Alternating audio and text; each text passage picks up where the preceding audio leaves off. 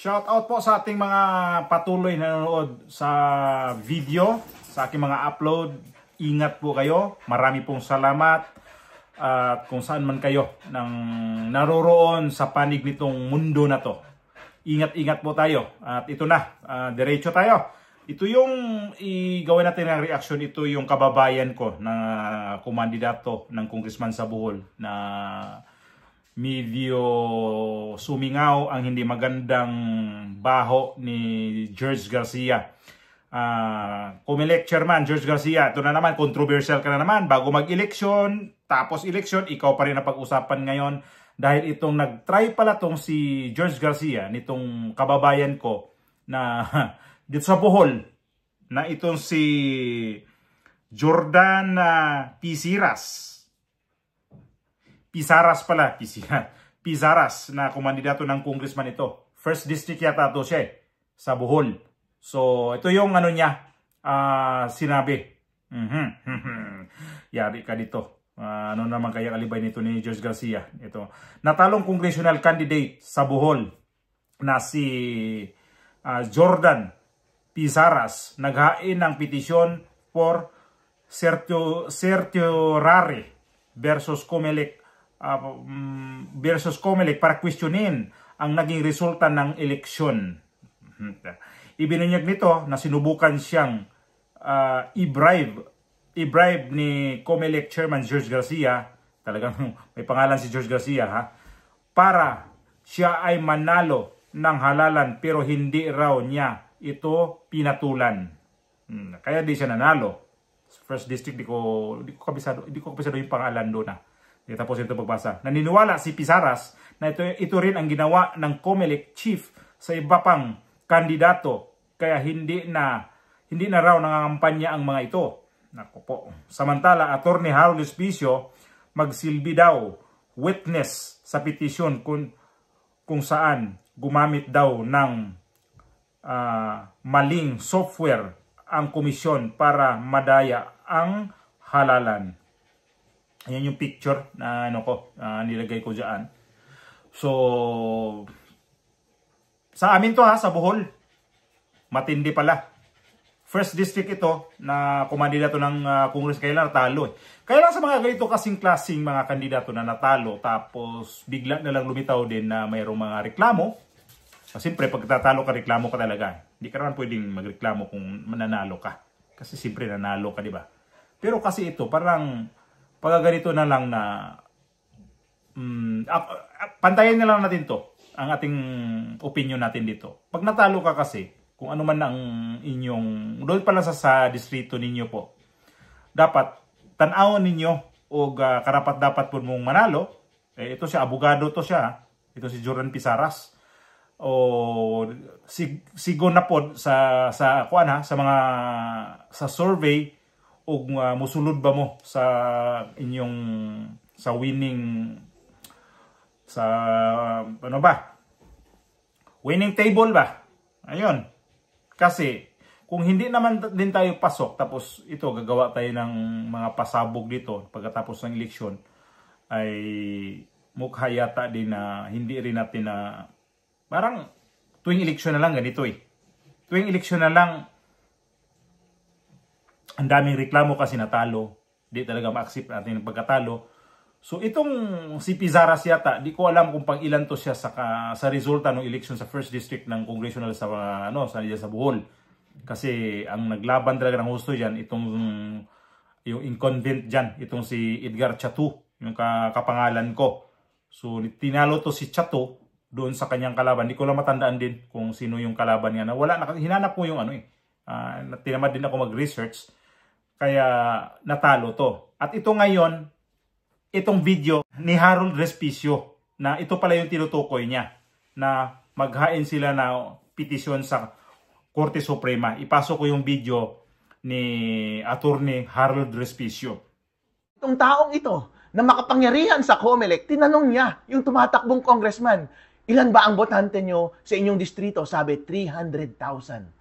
At sabi niya, kailangan mo ng 300 million dyan. Meron kami isasampa bukas. Malaking pasabog ito bukas sa Supreme Court na doon kami ng alas 3 para magsampa ng case laban kay Chairman George Garcia. Huwag na natin pangalanan yung taong ito, pero kilala nyo na kung sino itong tao na ito. Nangihingi ng 300 million pesos pala sa isang congressman noon para ipanalo yung congressman na iyon noong nakalipas na eleksyon na 2025. Kasi ang nangyari daw, itong taong ito, na makapangyarihan sa COMELEC, tinanong niya yung tumatakbong congressman, ilan ba ang botante nyo sa inyong distrito? Sabi, 300,000. At sabi niya, kailangan mo ng 300 million dyan. So, ibig sabihin, sir, nangihingi ka ng 300 million para maipanalo yung tao?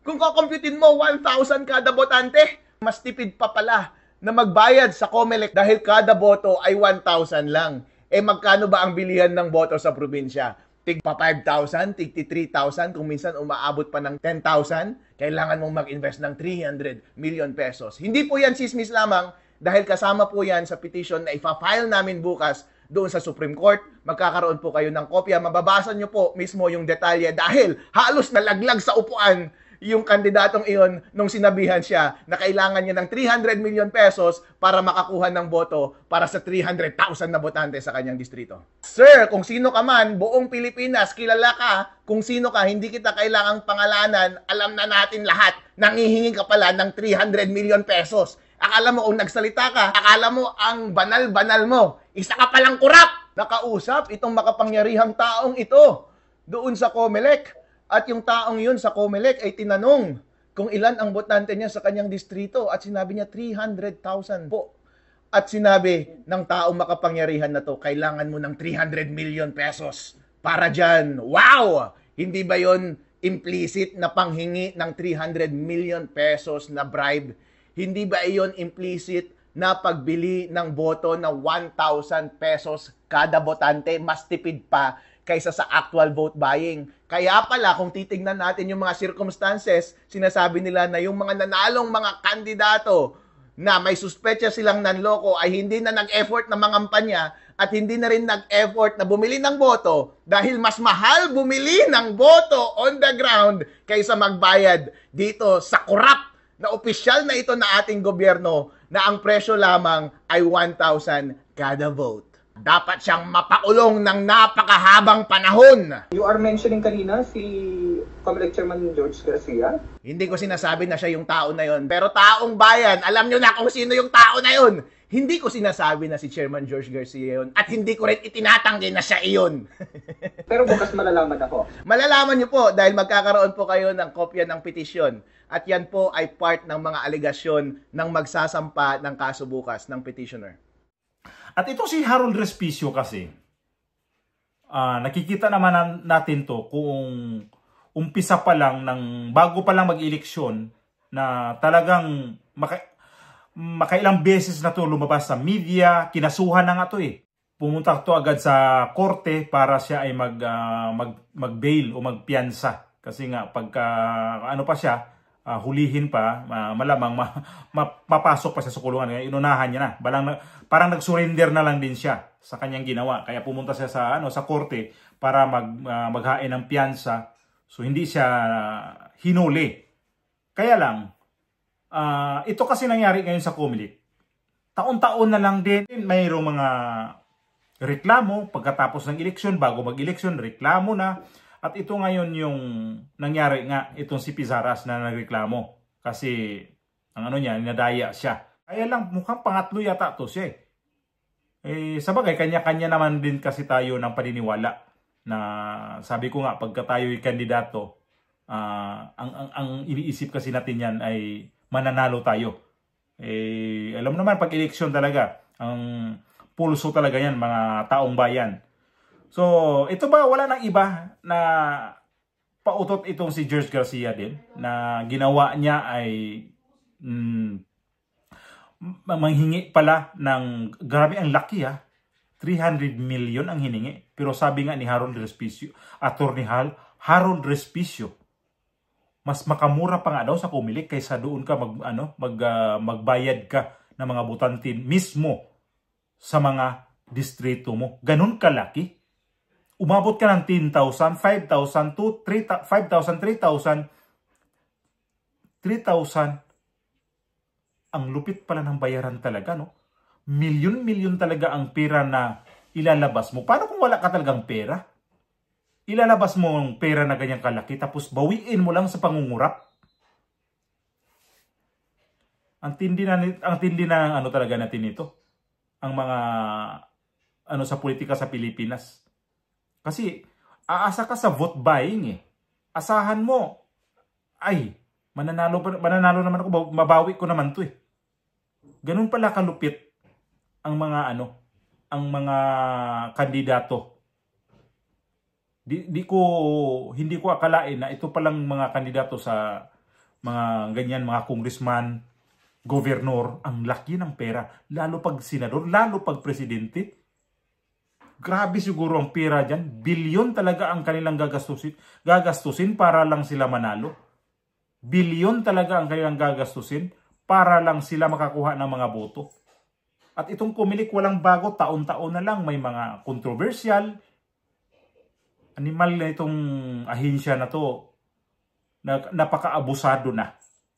Yung mga kandidato kasi natin na gusto natin, yun ang hindi mananalo. Yun ang karapat-dapat. Baka ito si Pisaras, mas okay to na na magiging congressman dapat. Kasi nakikita ko sa 3 pumirma ng impeachment sa Bohol na mga congressman dyan, ito lang 1st district ang natalo, itong si Edgar Chatu. Pero yung 2nd district at saka 3rd district, nanalo ang mga dating mga congressman dyan, congresswoman. 2 babae yan eh. Yung 2nd district, asawa ni ng gobernador sa Bohol, yung Kalbo. Tapos itong sa 3rd district, babae din. Kaya siguro, itong mga congressman, hindi nanalo dyan sa 2nd district at saka 3rd district kasi wala silang masyadong pera.